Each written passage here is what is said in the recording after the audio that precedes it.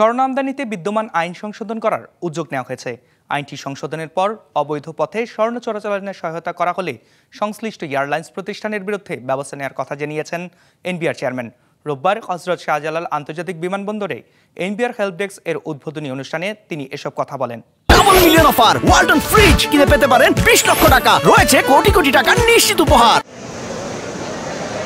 প্রবাসী বাংলাদেশিরা বিশেষ করে মধ্যপ্রাচ্য থেকে দেশে ফেরার সময় প্রিয়জনদের জন্য নিয়ে আসেন একাধিক স্বর্ণের অলংকার বা বারসহ ইলেকট্রনিক্স সামগ্রী, কিন্তু এসবের কর পরিশোধ না করেই গ্রিন চ্যানেল দিয়ে পার হবার সময় হয়রানির মুখে পড়েন তারা। যদি ট্যাক্সেবল জিনিস থাকে তাহলে কোন চ্যানেল দিয়ে পার হতো এটা কি জানেন? না, এই বিষয়টা কিছু বলা হয় না, আমি আসলে ওই বিষয়ে কিছু জানি না। এই জায়গা দিয়ে তো আসলাম, আমি তো আর জানি না তাই তো কিছু। সেই সমস্যার সমাধানে এয়ারপোর্টে এনবিআর চালু করেছে হেল্প ডেস্ক। এই সেবার উদ্বোধন করে এনবিআর চেয়ারম্যান জানান, স্বর্ণ আমদানি বৈধ হলেও অবৈধ পথে অধিকাংশ স্বর্ণ আসে। আমদানি সহজ করতে আইন সংশোধনে হাত দেওয়া হয়েছে।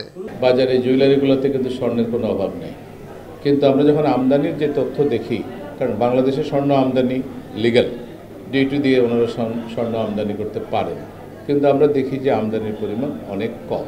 যে পরিমাণ স্বর্ণ আমাদের দেশে আছে সেই পরিমাণ স্বর্ণ কিন্তু আমদানি হয় না। সেক্ষেত্রে এটাকেও রেগুলেট করা প্রয়োজন। আমরা কিছু কিছু আইন কানুনের সংশোধন করব, যুগোপযোগী করব। ব্যাগেজ রোল নিয়ে আমাদের একটা বড় কাজ হচ্ছে। তিনি জানান, বিভিন্ন এয়ারলাইন্সের কর্মীদের সহযোগিতায় উড়োজাহাজের সিটের নিচে, বাথরুমের ভেতর বিশেষভাবে লুকিয়ে অবৈধভাবে স্বর্ণ আনা হয়। ভবিষ্যতে এ ধরনের ঘটনা ঘটলে প্রতিষ্ঠানের অনুমোদন বাতিল করা হবে। চোরাচালানের ক্ষেত্রে আমরা দেখি যে আমাদের এয়ারক্রাফটগুলো ব্যবহার করা হয়।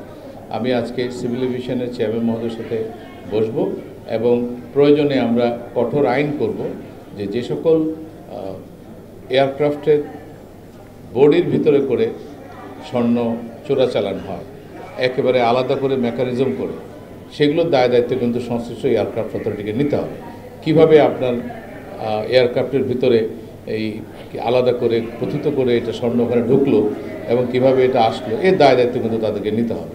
সেক্ষেত্রে আমরা যদি সম্ভব হয়, আমি জানি না আমাদের এক্সিস্টিং আইন কি বলে, যে যাদের ক্ষেত্রে এই ধরনের ঘটনা ঘটবে সেই সকল এয়ারক্রাফটগুলোকে আমরা নিষিদ্ধ করব, যে তারা আমাদের এখানে রুট পারমিট পাবে না। চেয়ারম্যান জানান, ভ্যাট বা কর কমানোয় বাজারে চাল, আলু, চিনি, ডিমের দাম কমতে শুরু করেছে। রমজানকে সামনে রেখে খেজুরের ওপর থেকেও কর প্রত্যাহার করা হবে। নিয়াজ মোরশেদ, বিজনেস রিপোর্ট, মাছরাঙা টেলিভিশন।